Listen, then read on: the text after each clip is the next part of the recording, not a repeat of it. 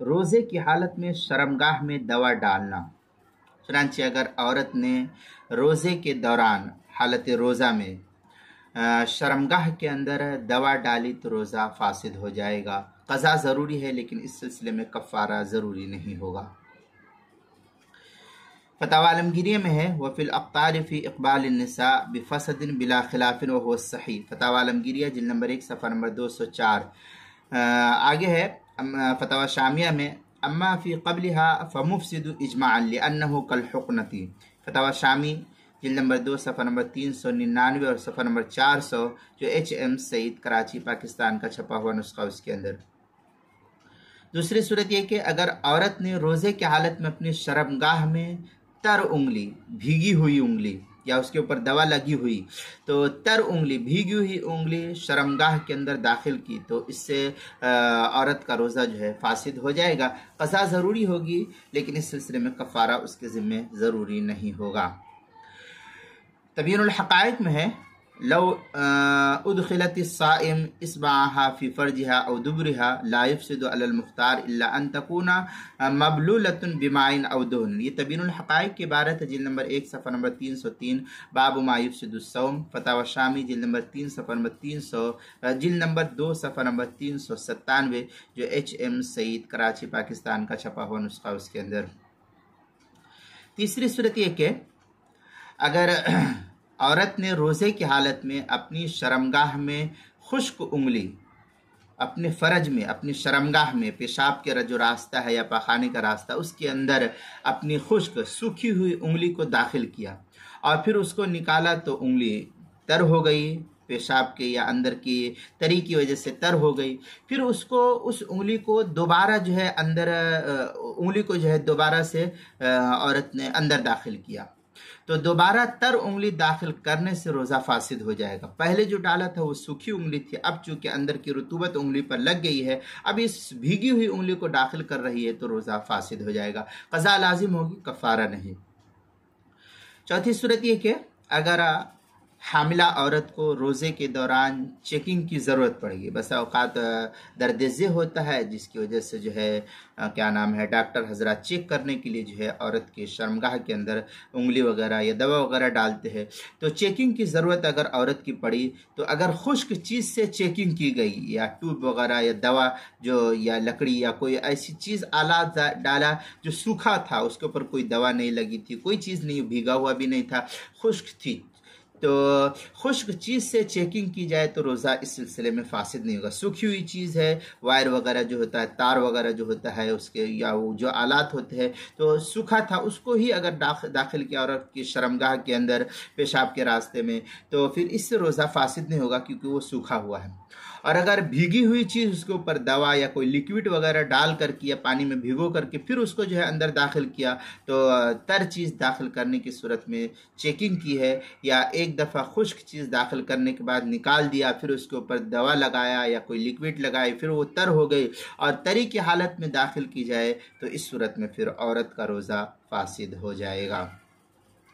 और अगर हामिला औरत को दिन में चेकिंग कराना ज़रूरी है कि काम नहीं चल रहा है, बहुत तकलीफ़ है, और चेकिंग के लिए शर्मगाह के अंदर दवा या कोई और चीज़ दाखिल करना ज़रूरी है, तो उस दिन रोज़ा न रखे, रमज़ान के बाद वो रोज़ा रख ले, उस दिन की वो रोज़े की क़ज़ा कर लेगी, कफ़ारा उसके ज़िम्मे नहीं है।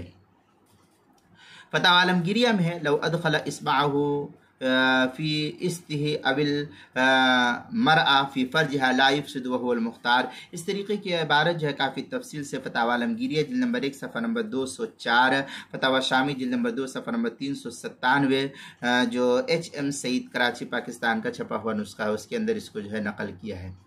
पाँचवीं सूरत ये कि अगर मियाँ बीवी ने रोज़े की हालत में एक दूसरे को प्यार किया, बगलगीर हुए, आपस में मेल माल किया, आपस में जो है एक दूसरे से चिमटे, प्यार किया या बगलगीर हुए या एक दूसरे की शर्मगाह को मिलाया, औरत मर्द ने अपनी दोनों जो है अपनी शर्मगाह को इस तरीके से मिलाया, तो लेकिन और मर्द ने जो है औरत की शर्मगाह के अंदर जो है इस तरीके से दाखिल नहीं किया है और सिर्फ इस जो है शर्मगाह को मिलाया है लेकिन अंदर दाखिल नहीं किया, इससे शहवत पैदा हो गई, मर्द को जो है ख्वाहिश सेक्स पैदा हो गया, ख्वाहिश पैदा हो गई, लेकिन अभी उसका पानी नहीं निकला है, मर्द का पानी नहीं निकला हुआ, तो पानी निकलने से पहले पहले जो है मर्द और औरत दोनों इस फेल को छोड़ दिया और हट करके चले गए, दोनों अलग अलग हो गए।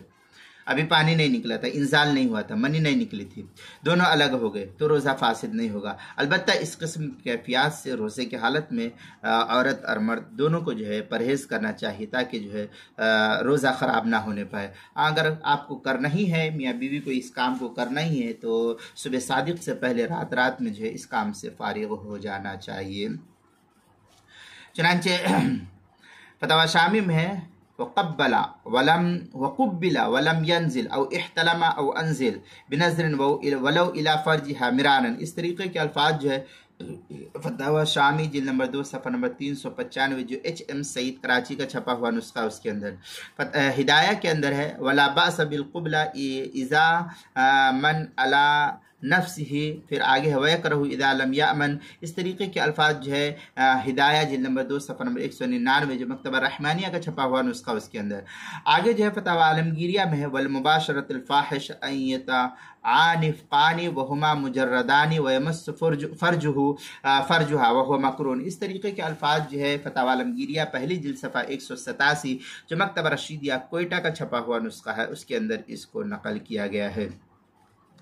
छठी सूरत ये कि रोज़े की हालत में फ़र्ज दाखिल में दवा रखने से रोज़ा फासिद हो जाएगा। फ़र्ज दाखिल, इसके अंदर रोज़ा दाखिल करने की वजह से रोज़ा फासिद हो जाएगा, क़ज़ा लाजिम होगी लेकिन कफ़ारा नहीं।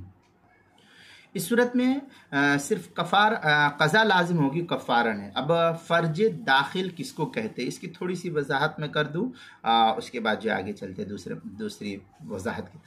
फ़र्ज दाखिल औरत की जो शर्मगाह होती है, वो शर्मगाह का एक ऊपर ज़ाहिरी हिस्सा होता है, जो मिली हुई औरत की शर्मगाह है, ये एक ऊपर का ज़ाहिरी हिस्सा है, इसको फ़र्ज खारिज कहते हैं, फ़र्ज ऊपर का हिस्सा।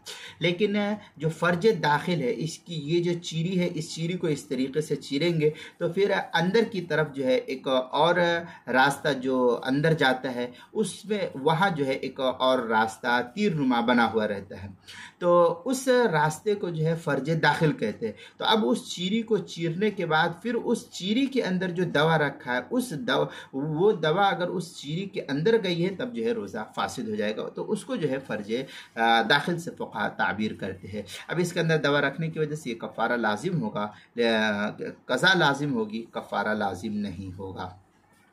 थोड़ी सी वजाहत थी। चुनांचे फतवा शामी में है बेअन्न दुबुर वल फ़र्ज दाखिल मिनल जौफ़, ये फतवा शामी के इबारत है, जिल्द नंबर 2 सफ़ा नंबर 400।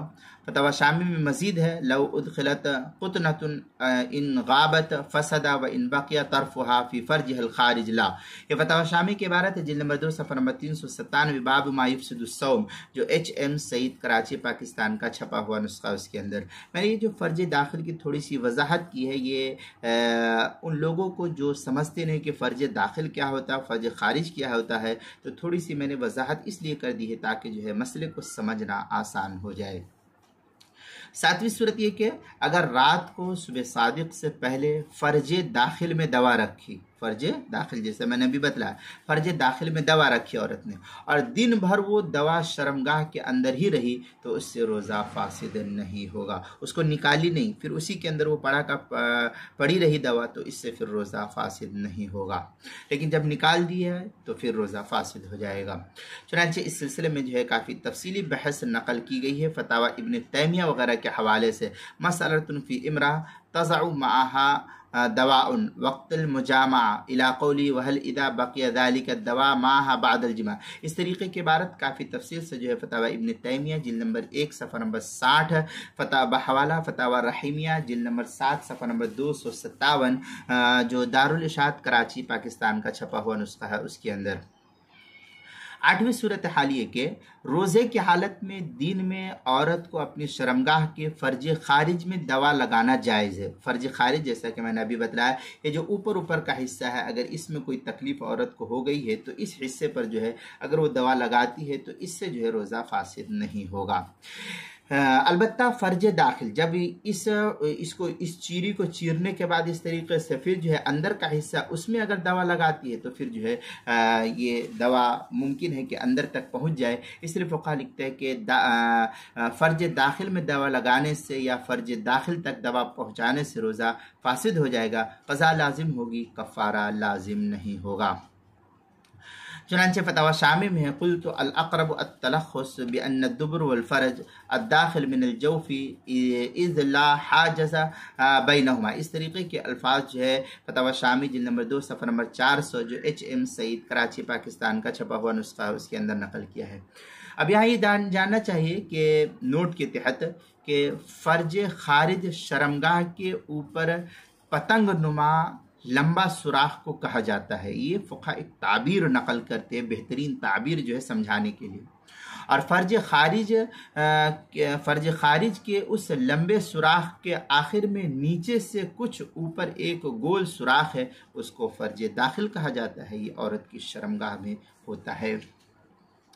बहरहाल ये एक बेहतरीन ताबीर थी जो समझाने के लिए फ़ुक़हा नकल करते हैं। नंबर 9, रोज़े के दौरान फ़र्ज दाखिल में कोई भी चीज़ रखी जाए तो रोज़ा फासिद हो जाएगा, क्योंकि औरतों के अंदर ये फितरी मुनफिज मौजूद है जो पेट तक पहुंच जाता है उस शर्मगाह के रास्ते से। इसलिए जो है ये इस तरीके से दवा पहुंचाना ये रोज़े को फासिद कर देता है। नंबर 10, रोज़े के दौरान सयाल चीज़, लिक्विड जिसको कहते हैं, पानी नुमा सयाल चीज़ शर्मगाह में पेशाब की जगह पर ना रखे, वरना अंदर जाने की सूरत में रोज़ा फासिद हो जाएगा। लिक्विड जैसे रुई के फाये के अंदर कोई दवा लिक्विड रख करके फिर जो उसको दवा को रख दिया, तो ये इस तरीके से नहीं रख सकते वरना रोज़ा फासिद हो जाएगा। बदायुस्सनाय में है वअम्मल अफ्तार फ़ी क़ब्लिल मरा फ़क़द क़ाला मशाइख़ुना अन्नहु युफ़सिदु सौमुहा बिल इज्मा। ये बदायुस्सनाय की इबारत है जिल्द नंबर 2 सफ़ा नंबर 93 जो HM सईद कराची पाकिस्तान का छपा हुआ नुस्खा उसके अंदर। फतवा शामी में है क़ुल्तु अल-अक़रब अत-तलख़्ख़ुस बिअन्न अद-दुब्र वल-फ़रज अद-दाख़िल मिन अल-जौफ़ इज़ ला हाजज़ बैनहुमा। ये फतवा शामी की इबारत है जिल्द नंबर 2 सफ़ा नंबर 400 जो HM सईद कराची पाकिस्तान का छपा हुआ नुस्खा उसके अंदर। नंबर 11, अगर मर्द ने अपनी उंगली बीवी की शर्मगाह में दाखिल की तो उसकी 2 सूरतें हैं। मर्द ने अपनी उंगली औरत की शर्मगाह में, बीवी की शर्मगाह में दाखिल की तो उसकी 2 सूरतें हैं। पहली सूरत यह कि अगर गीली उंगली दाखिल की, भीगी हुई उंगली, तर उंगली या उसके ऊपर कोई दवा वगैरह, तेल वगैरह या कोई और लिक्विड थूक वगैरह लगा करके फिर उसको अंदर दाखिल किया है तो रोज़ा फासिद हो जाएगा, क़ज़ा लाजिम होगी। और अगर खुश्क उंगली दाखिल की है, सूखी हुई उंगली को दाखिल किया है तो रोज़ा फासिद नहीं होगा, लेकिन ऐसी हरकत मुनासिब नहीं है रोज़े की हालत में मियाँ बीवी के दरमियान। चुनांचे तबीनुल हक़ाइक़ में है वलो उदखिलतिस्साइम इस्बाहा फ़ी फ़र्जिहा औ दुबुरिहा ला युफ़सिदु अलल मुख्तार। ये तबीनुल हक़ाइक़ की इबारत है जिल्द नंबर 1 सफ़ा नंबर 330 जो HM सईद कराची पाकिस्तान का छपा हुआ नुस्खा है उसके अंदर। नंबर 12, बीवी की शर्मगाह में दवा डालने के लिए उंगली अंदर दाखिल की और शहवत गालिब आ गई, मर्द को शहवत गालिब आ गई। अब ये ख्याल हुआ कि रोज़ा टूट ही गया है, तो उसके बाद मर्द ने उससे सोहबत कर ली तो रोज़ा फासिद हो गया। क़ज़ा और कफ़ारा इस सूरत में दोनों लाजिम और ज़रूरी हो जाएगा फिर मर्द के ज़िम्मे। चुनांचे बदायुस्सनाय में है वलो लमसुन इमराअ बिशहवतिन औ क़ब्लहा औ जामअहा वलम यंजिल फज़न्ना अन्ना ज़ालिका युफ़्तिरु फ़अकल बअद ज़ालिका। इस तरीके के अल्फाज जो है बदायुस्सनाय जिल्द नंबर 2 सफ़ा नंबर 100 जो HM सईद कराची का छपा हुआ नुस्खा उसके अंदर। अहसनुल फ़तावा में भी ये तफसीली बहस किताबुस सौम के अंदर नकल की गई है।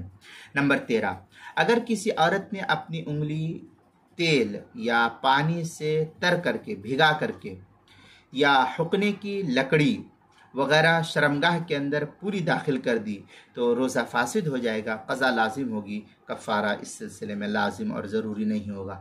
तबीनुल हक़ाइक़ में वलो उदखिलतिस्साइम इस्बाहा फ़ी फ़र्जिहा औ दुबुरुहा लाइफ से दो अल मुख्तार। इस तरीके की इबारत तबयीनुल हक़ाइक़ जिल्द नंबर 1 सफ़ा नंबर 330 बाब मायुफ से सौम, जो HM सईद कराची पाकिस्तान का छपा हुआ नुस्खा उसके अंदर। इसी तरीके से रोज़े के मसाइल का इंसाइक्लोपीडिया, उसके हरूफ तहज्जी शीन उन्वान है शर्मगाह, उस किताब के रोज़े के मसाइल का इंसाइक्लोपीडिया उसके सफ़ा नंबर 126, 127, 128, 129 पर जो है इसको नकल किया है। ये काफ़ी तफसीली बहस के साथ जो है यहाँ ये मसला नकल किया गया है, ये तफसील वहाँ पर देख सकते हैं।